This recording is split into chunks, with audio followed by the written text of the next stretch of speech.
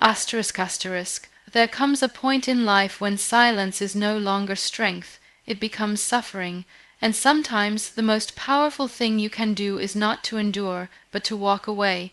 Today, I want to talk about something we often ignore in the name of kindness, patience, or love, the behaviors we should never tolerate, because you are not here to be broken. You are not here to constantly shrink so others can shine. You are worthy of peace, you are worthy of respect, and you are absolutely worthy of choosing yourself.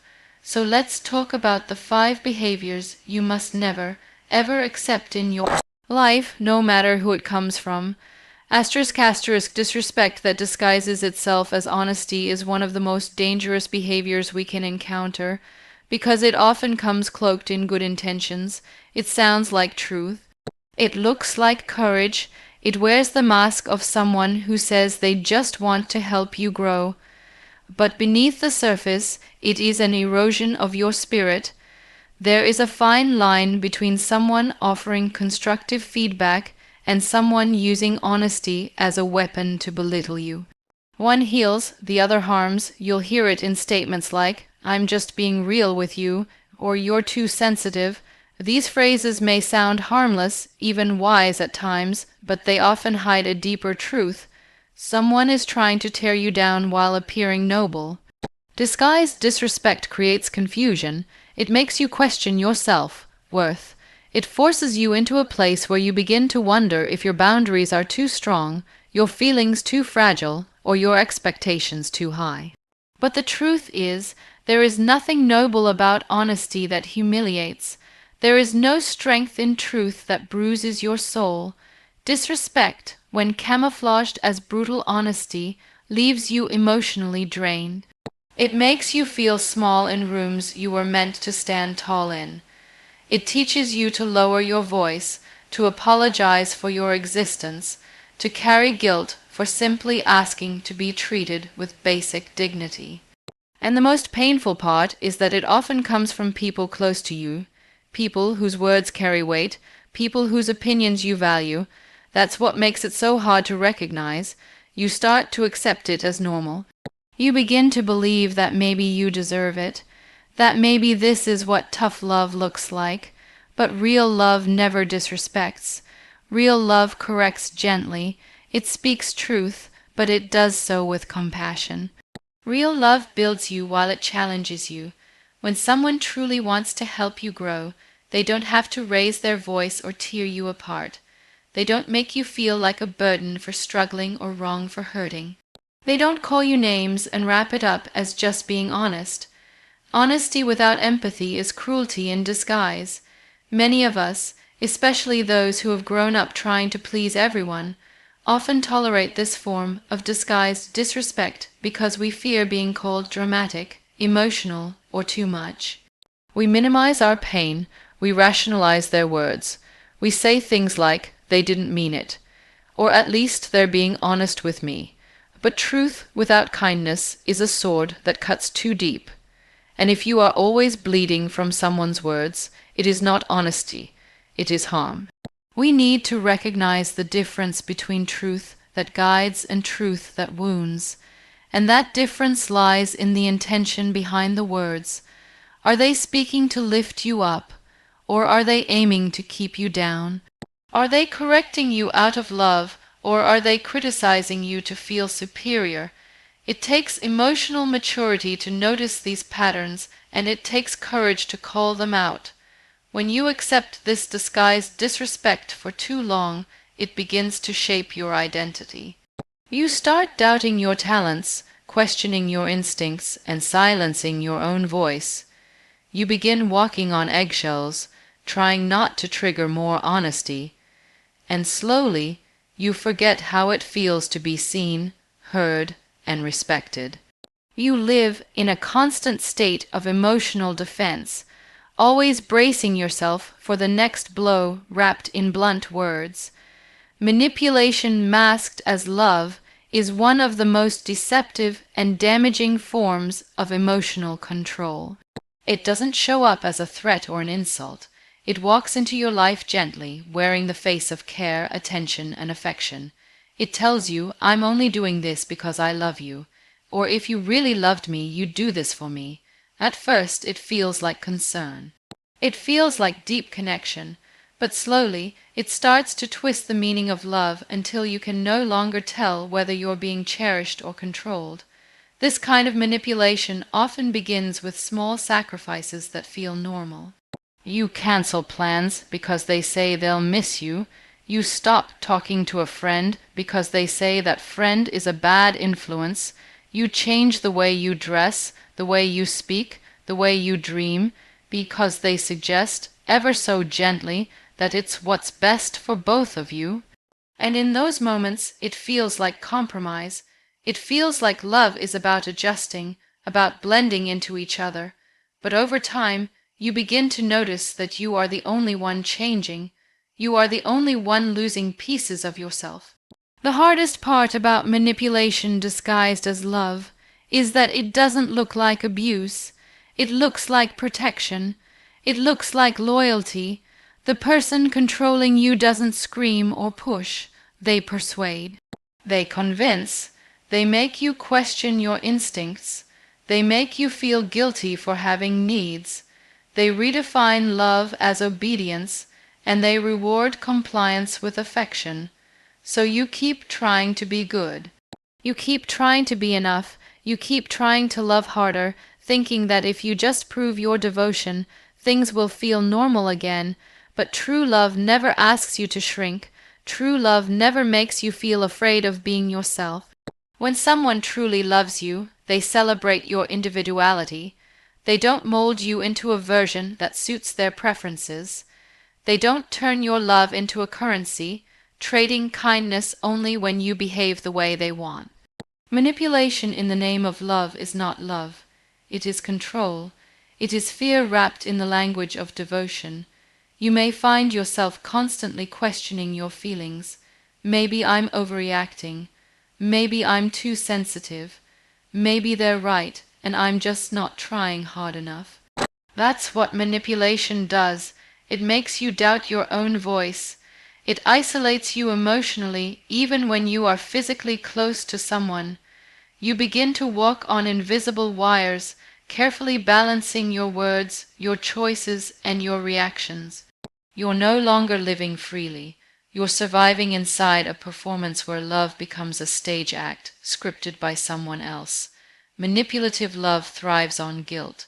It thrives on making you feel indebted for the love you receive.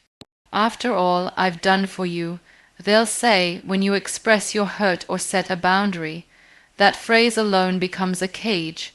It holds your loyalty hostage. It makes you stay in situations where you feel unseen, unheard, and unloved. You start thinking that being chosen is enough, even if you are being controlled. But love is not a favor you earn by surrendering your freedom. Love is a safe place where you should be allowed to grow, speak, dream, and exist without fear. Many people stay in manipulative relationships because the pain is hidden beneath layers of romance and ritual. There are gifts, apologies, promises of change. There are moments of laughter and connection that keep you hooked. That's the trap. Intermittent affection mixed with deep control. It keeps you questioning, it keeps you hoping, and it keeps you stuck. Manipulation is not always loud. Sometimes it whispers in the language of need. It wears the perfume of intimacy. But when love begins to feel like pressure, like obligation, like fear of disappointing someone who says they care, it is no longer love. It is emotional imprisonment. Silence in the face of your pain is one of the most piercing forms of neglect, and it often cuts deeper than words ever could. It happens when you're hurting, crying out in subtle ways, hoping someone will notice, and instead, you're met with indifference. The absence of response is not always accidental. Sometimes people choose silence because they are uncomfortable with vulnerability, because your pain reminds them of their own, or because they simply do not care enough to be present when it truly matters. And yet they claim to love you, to be your friends, your family, your safe space. This kind of silence is not peaceful. It is loud in its emptiness. You begin to question your own reality. You wonder, if no one reacts to your pain, is it even real? You start suppressing your feelings, teaching yourself not to speak up because your words have been dismissed too many times. You begin smiling through sorrow, laughing through loneliness, and saying I'm fine, even when you're breaking inside. The silence of others becomes your script, and you slowly learn to live without expecting support. Pain requires presence. It requires someone to sit beside you in the darkness and say, I may not have the answers, but I'm here. But when those closest to you go silent when you need them the most, it doesn't just hurt. It wounds your ability to trust. You begin to internalize the idea that vulnerability is a burden, that expressing your emotions makes you weak or inconvenient, that your feelings are too much, too heavy, too loud for the world around you, and so you quiet yourself, not because you're healed, but because you no longer believe anyone will listen. This silence is especially damaging when it comes from people you love deeply. When you cry in front of someone you trust and they look away, when you open up about your fears and they change the subject, when you express your needs and they respond with distance, that's when you realize silence is not neutral. It communicates something. It tells you your pain doesn't matter enough. It says, I don't want to deal with your truth. And the worst part is, they often don't even see the harm they're doing. They excuse it by saying they didn't want to upset you more, or that they thought giving space was the right thing. But real empathy leans in. It doesn't walk away. Some people will offer comfort only when it's convenient, when it makes them look good, or when your pain fits into a narrative they can understand. But when you're in the depths of your struggle, when your grief is messy and your sadness is raw, they vanish. They become quiet observers of your suffering, watching from a distance while you carry the weight alone. And over time you begin to expect less from others, not because you don't need them, but because they've shown you they won't show up. There's a difference between giving someone space and abandoning them in silence. There's a difference between not knowing what to say and choosing to say nothing at all. The people who care will try. They may not have perfect words, but they will reach out, they will ask, they will be there in the small ways that matter. Those who remain silent when your soul is screaming are revealing something about themselves, about the limits of their love, about the conditions they place on their support. And once you see that clearly, it becomes impossible to unsee. You learn to stop begging for attention in your darkest moments.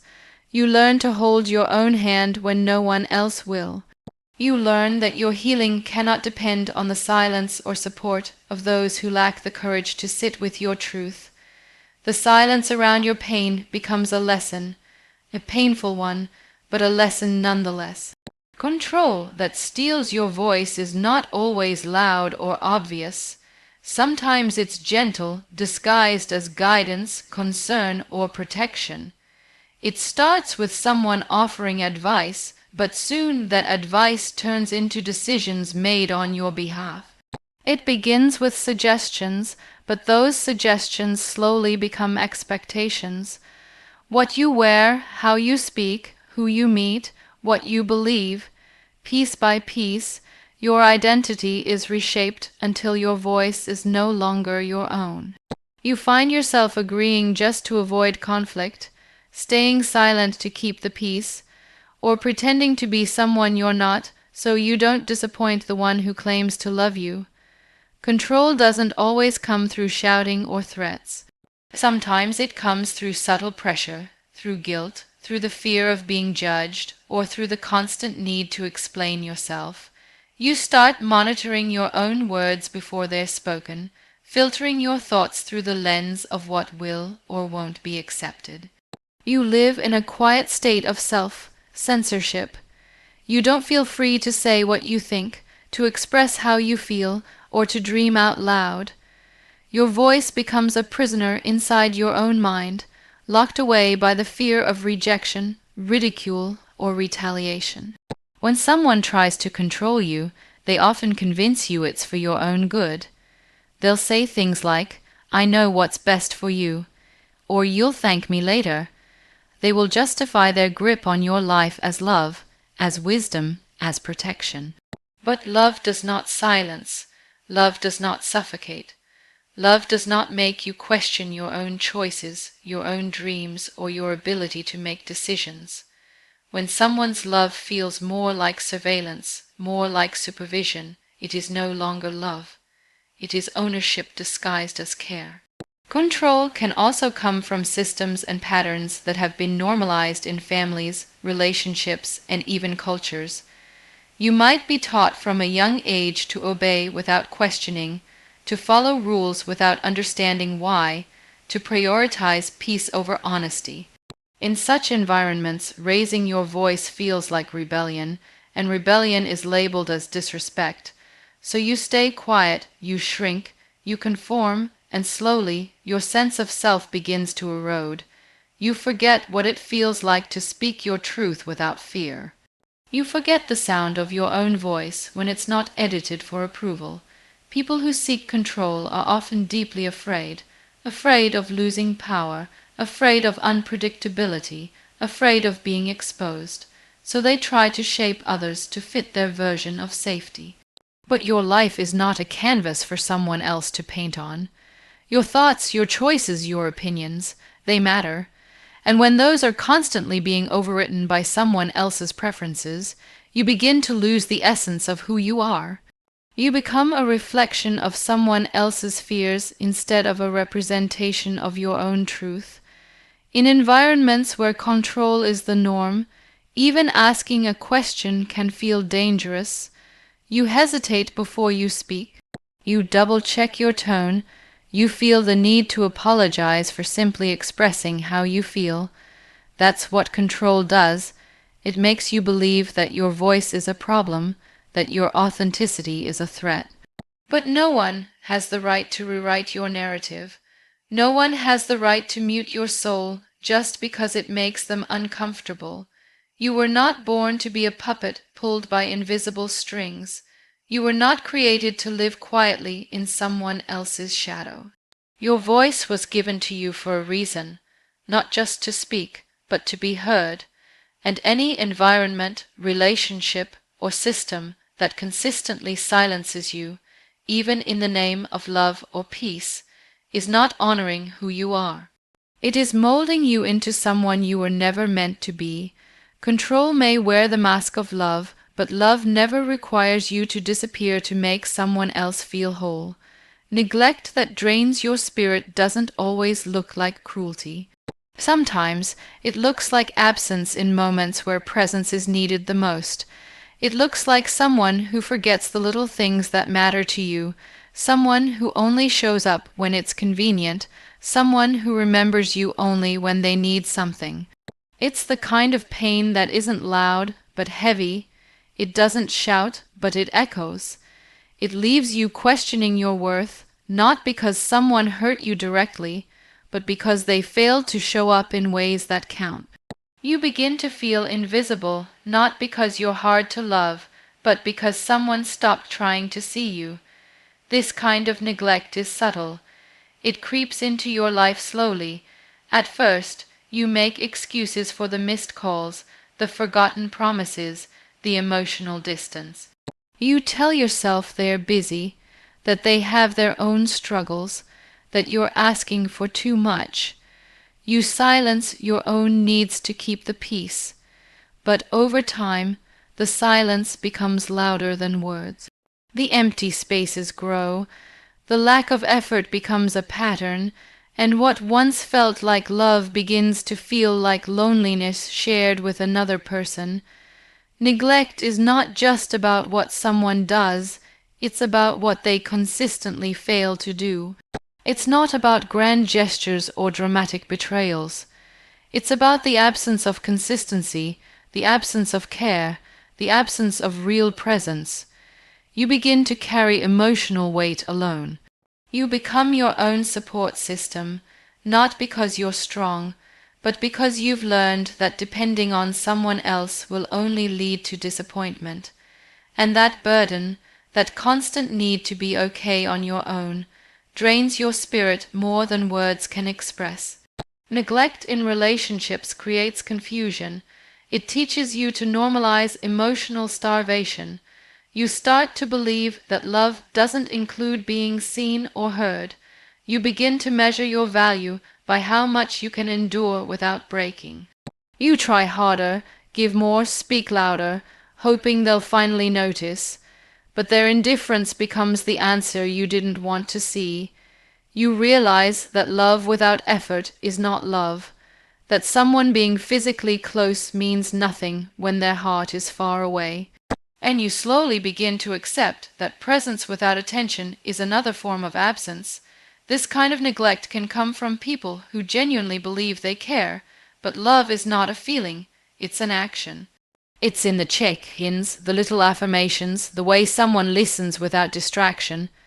Love is in remembering what matters to you, not because it's important to them, but because you are. When someone constantly forgets to meet you emotionally, when they make no space for your dreams, when your joys and pains are met with silence, you are not being loved. You are being tolerated, and tolerance is not a substitute for connection. Neglect also leaves lasting effects on your self-esteem. You start questioning your own expectations. You begin thinking that maybe asking for attention, consistency, or kindness is too much. You teach yourself to suppress your emotions, to dim your needs, to expect less from others. And in doing so, you abandon parts of yourself just to keep the relationship alive. But no connection should cost you your spirit. No love should make you feel like you are alone even when you're together. You may find yourself pouring endlessly into someone who gives only in fragments. You may be constantly present for someone who disappears when it's your turn to need, and still you wait, you hope, you convince yourself that someday they'll show up differently. But the truth is, when someone cares, they don't have to be reminded, they don't have to be begged, they don't make you feel like your emotional needs are a burden. Real love responds, real love notices. Real love shows up. Neglect, on the other hand, leaves you empty, offering you just enough to keep you hoping, but never enough to make you feel whole. Disrespect that wears the mask of humor is one of the most overlooked forms of emotional harm. It hides behind laughter, behind playful teasing, behind the excuse of just joking. It's the kind of behavior that makes you laugh along with the group even when you feel hurt, that makes you smile while something inside you quietly folds. It begins with small comments about your appearance, your dreams, your habits, and when you flinch they say, "Don't be so sensitive." Over time, that statement becomes a shield they use to avoid accountability, to turn your pain into a punchline, to make your discomfort feel like your fault. It's easy to ignore the sting of a joke when everyone else is laughing. It's easy to tell yourself it wasn't meant to hurt. But when humor becomes a weapon, it leaves wounds that are often dismissed.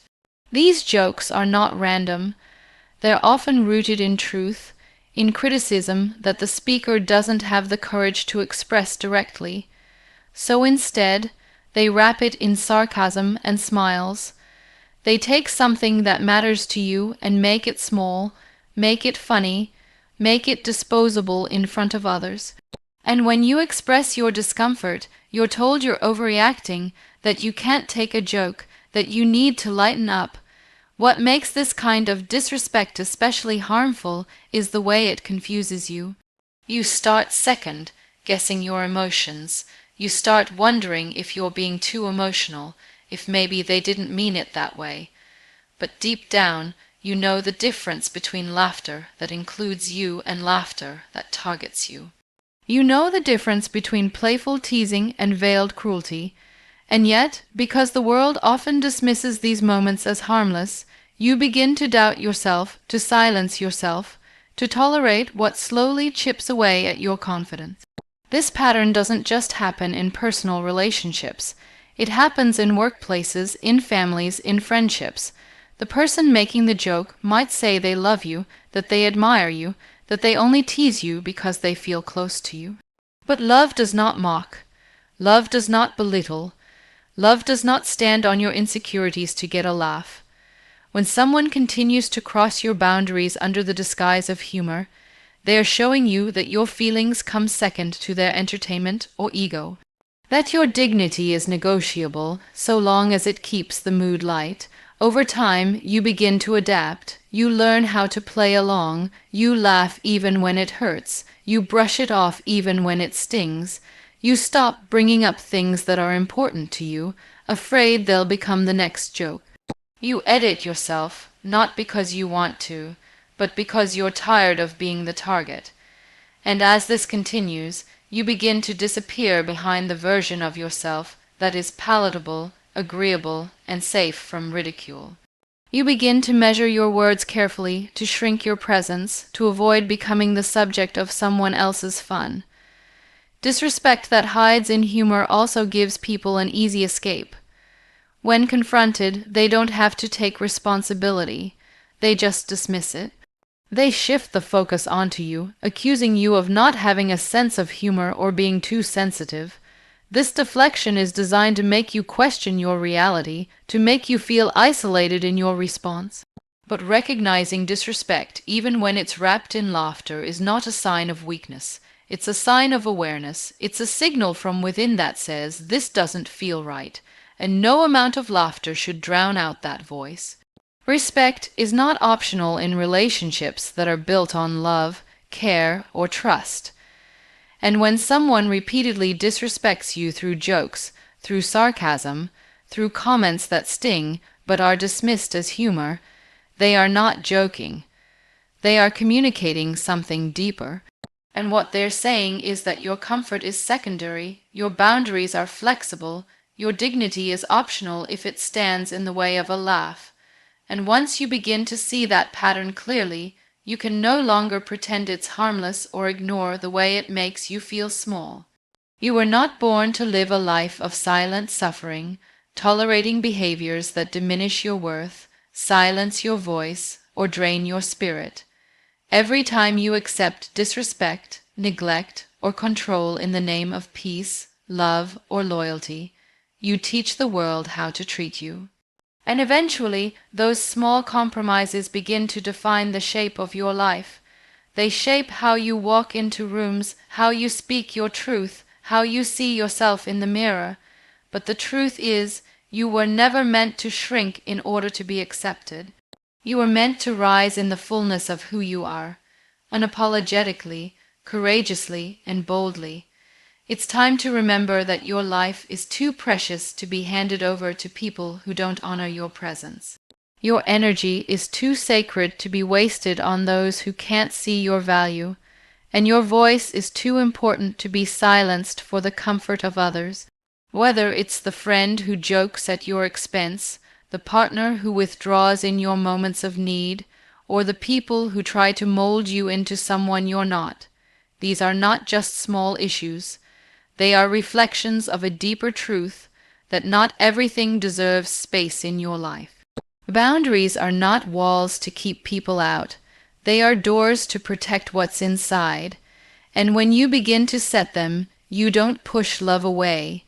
You make room for real love to find you, the kind of love that listens, that respects, that stands beside you, not above you, a love that says, "I see you," without conditions or control. That's the kind of space you deserve. That's the standard you are allowed to uphold without guilt, without apology. You may have been told that you're too sensitive, too emotional, too much. But maybe what they meant was, you're too awake to tolerate anything less than truth, honor, and presence. And that is not a flaw. That is your strength. That is your power. You are not here to endure life. You are here to live it fully. So take back your voice, stand in your worth, and remember, what you allow is what will continue. You have the right to choose peace over chaos, dignity over disrespect, and love that heals over love that hurts.